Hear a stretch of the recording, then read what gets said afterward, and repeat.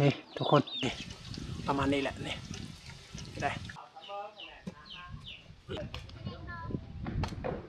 เวลาเขาจีกกันง่ายนะนี่เราก็ลองจีกก่อน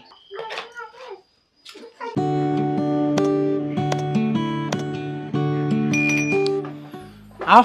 กราบทักทายสบายดีและสวัสดีพ่อแม่พี่น้อง FC เบอร์สุคนเอายินดีต้อนรับเข้าสู่2ไมค์ของบ่าวเติมคนดอยนะพี่น้องเนาะกาสำหรับวิดีโอนี้นะทุกคนกาบ่มียังแต่ว่าเฮาอยากจะเฮ็ดอาหารการกินนะให้พ่อแม่พี่น้องกะได้เบิ่งได้ชมนะนี่ทุกคนนี่นะเฮาจะมัดหัวมัดหางนี่แล้วเอาต้มให้มันเปื่อยแล้วเราจะจิกออกซีนของมันกระดูกต่างหากและซีนต่างหากนะเราจะเฮ็ดข้าวเปียกแล้วทุกคนข้าวเปียกแบบสูตรของชนเผ่าเฮาหรือว่าสูตรบ้านๆนะเขาขอโทษพี่น้องหลายๆเด้อบางคนที่กลัวงูหรือว่าบ่กินงูนะถือว่างูเป็นสิ่งที่ศักดิ์สิทธิ์แต่เขาขอโทษขออภัยเด้อเพราะเฮาก็เป็นคนที่เคยกินงูนะทุกคนแต่ว่าผู้ที่อยากกินก็มาเบิ่งมาชมได้นะนี่สิต้มก่อนนะทุกคนนะเอาแก้วไปหลังก่อนหรือว่าเราจะเฮ็ดอยู่ในเตานี่แหละทุกคนเราดังไฟอยู่นี่ได้โอเคเราไปจัดการทุกสิ่งทุกอย่างก่อน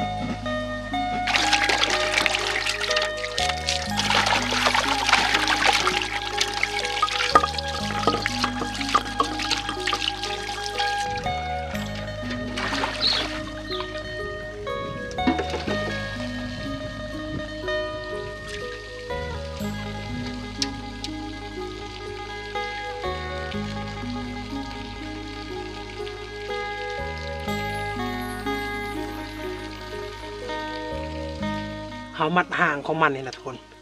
ยานว่าเวลาเขาต้มนี่ขี้ของมันจะออกนะ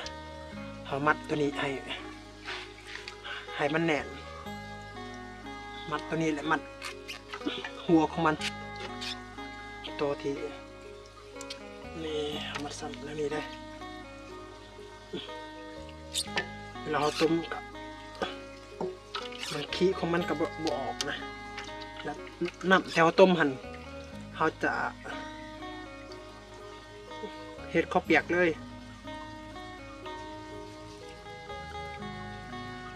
ประมาณนี้แหละนี่ได้ให้มันแน่นเลยนี่นะเอามาใส่แบบนี้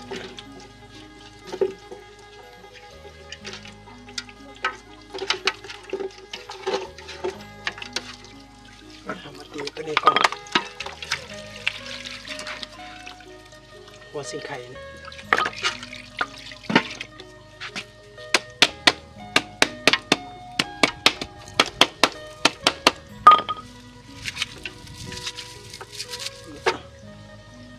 ต้มทำอันนี้ได้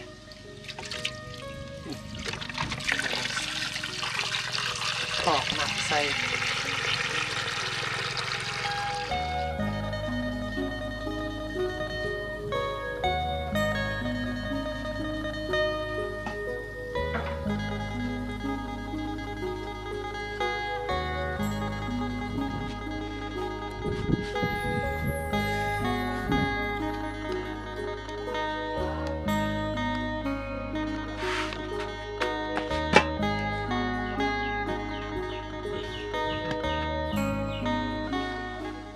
ต้มให้มันสุกให้มันเปื่อยซีนของมันนะ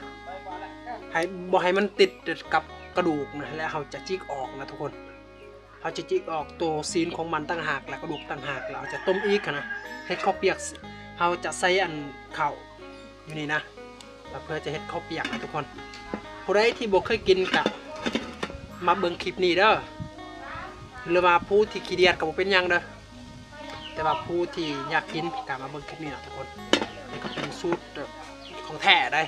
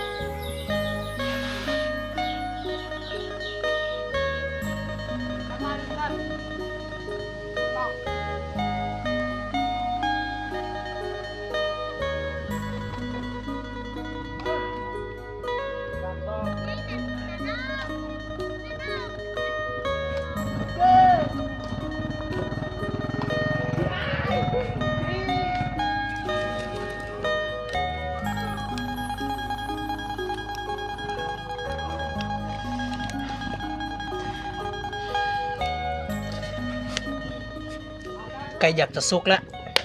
นะ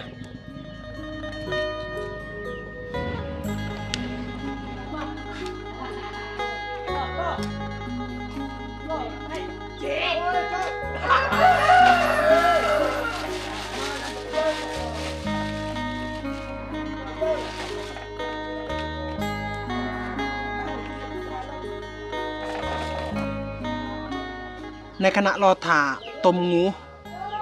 เขาจะกินกาแฟนี้ก่อนนะทุกคนโอ้กาแฟอันนี้แซ่บเลยได้บ่ได้ใส่น้ำตาลนะทุกคนนะโอเคเขาจะใส่2บ่วงก่อนนะเอากินประหยัดนะทุกคนนี่ก็ นี่ก็เขาก็ขอบใจเบาคมพอกระโดดเด้อนี่กับของเพิ่นนี่แหละทุกคนที่บริจาคให้นะเขาก็ขอบใจเพิ่นหลายๆนะเคยกินนี่บ่อยากกินกาแฟอันตัวเขาใส่น้ำตาลเลยตัวนี้แซ่บอยู่เด้ทุกคน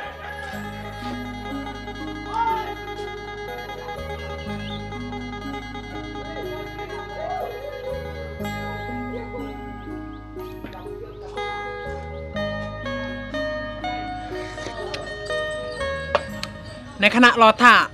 งูสุกนะเราจะกินกาแฟนี่ก่อนกาแฟนี่หันรสชาติดีเลยเพราะว่าเขาเจ้าครัวบ่ได้ครัวแบบว่ามันดำเลยนะทุกคนซ้ำพอดีเขาเจ้าครัวกลางๆเลย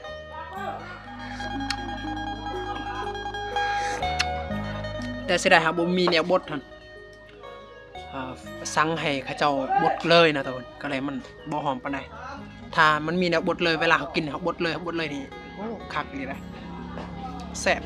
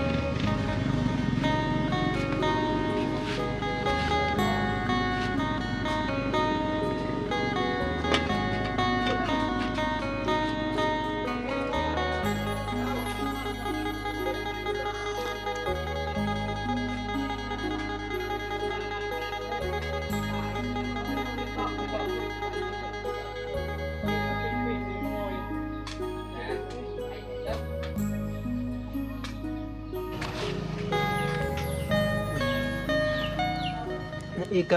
ประมาณ5 นาทีนะและเขาจะถ้ามันบ่เปื่อยนี่เวลาเขาจีกมัน ยากเลยทุกคนมันติดกระดูกนะมันยากเขาจีออกเลยมันบ่ออกง่ายนะโอเคเราใส่เวลาประมาณ5 นาทีต้มให้มันพดไหลขนาดนี้เป็นจานอ่ะเป็นจานเต็กกว่าใส่ฮะอะไรเหมือนเนี่ยเป็นจานดูใช่เขาถามว่าเพิ่นสิกินงูคือกันบ่ทุกคนแต่เพิ่นว่าเพิ่นบ่กินได้กินแต่ข้าวเปียกนะเวลาเฮ็ดข้าวเปียกเขาจะใส่ข้าวสารนะทุกคนข้าวสารเป็นข้าวเจ้านะแต่เพิ่นบ่กินชิ้นงูแต่ว่าเพิ่นกินข้าวเปียกที่ปนกับงูนะ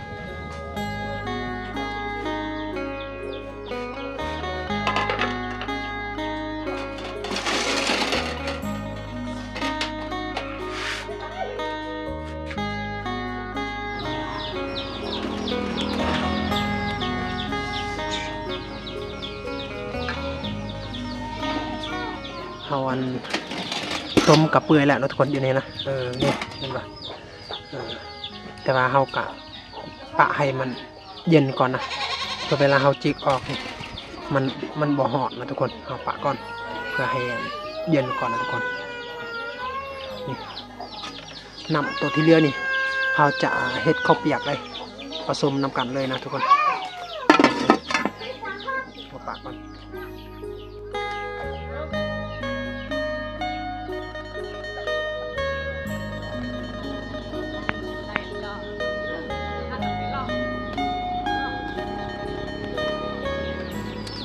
เอาทุกคนเดี๋ยวนี้นี่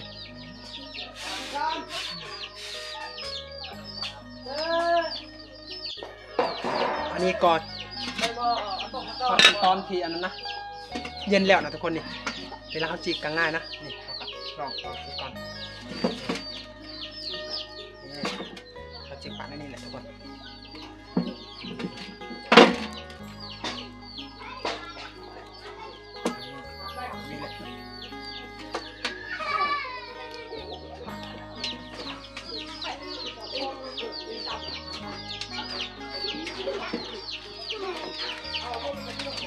ขั้นตอนที่เขาเปียกกับประมาณนี้เลยทุกคน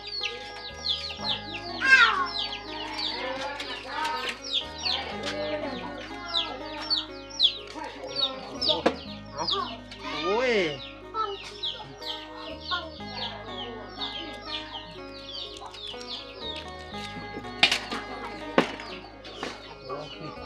บีของมันทิมก่อน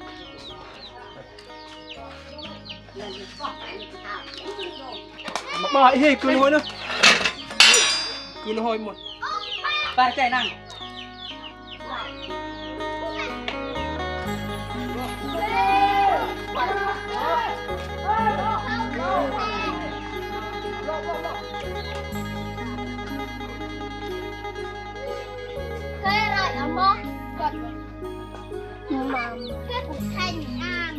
เอาทุกคน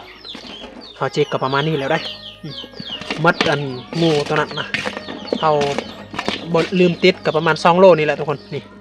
เนื้อของมันกับประมาณนี้แหละทุกคนอย่างนี้เขาก็จะใส่ข้าวสารนี่แหละทุกคนนี่ข้าวสารนี่ถอกใส่อยู่ในหั่นให้มันเปื่อยก่อน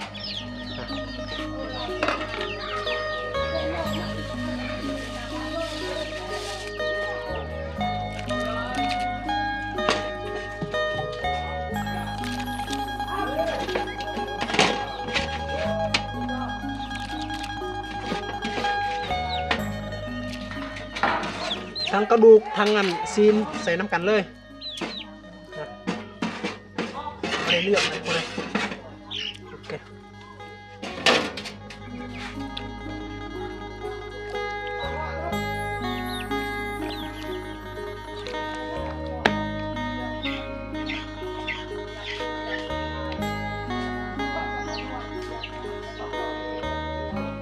ลองใส่หมกพริกสักนิดก่อน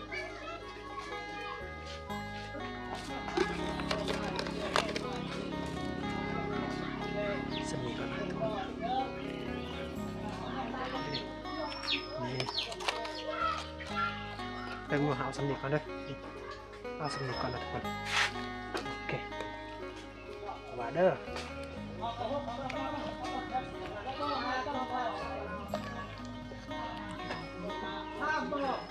เสียดายบ่มีบักพริกไทยนะทุกคนพริกไทยถ้ามันมีพริกไทยมันโอเคโลด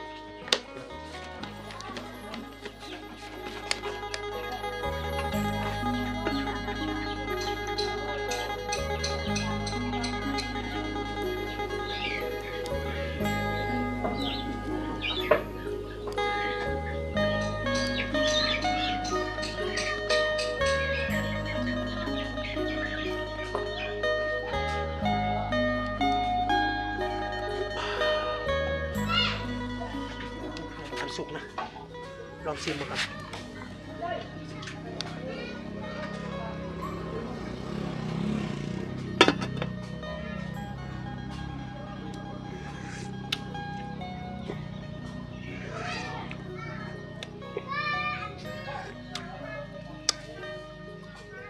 โอเคทุกคนทายมันสุกครับทุกคนเราจะให้อีแม่ชิมก่อนนะ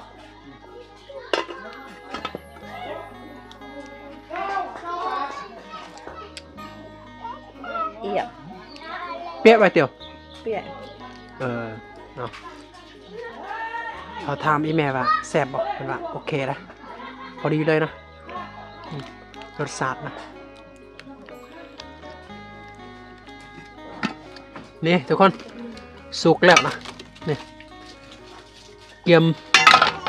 ตักอาหารอะไรแบบนี้นะแต่ว่าเขาจะให้เมียเป็นผู้ตักได้แต่ว่าเพิ่นบอกกินได้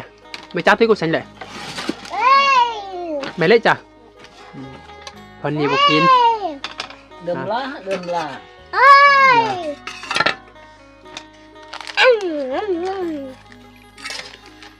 đó là chưa được hết cha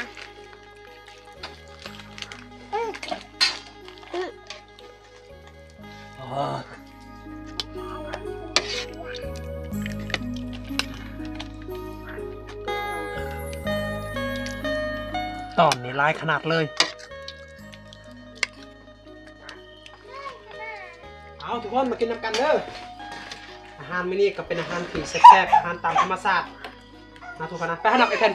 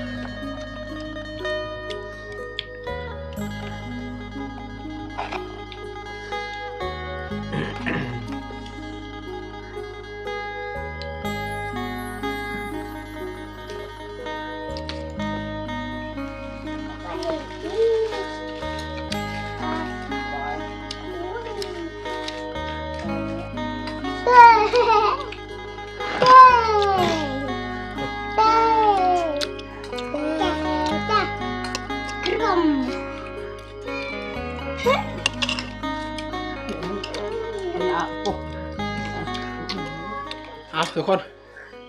กินข้าวก็เรียบร้อยนะอยู่ในเฮากะอยากไปรวมก่อนนะอาหารกะเป็นตาแซ่บนะทุกคนเฮาอยากขอบใจ FC เด้อ FC ทุกคนที่เข้ามาติดตามรับชมนะเป็นกำลังใจแก่บอเติมนะเฮากะบอเติมก่อนยินดีต้อนรับและขอบใจพี่น้องหลายๆนะที่รับชมคลิปนี้จนจบนะทุกคนนะ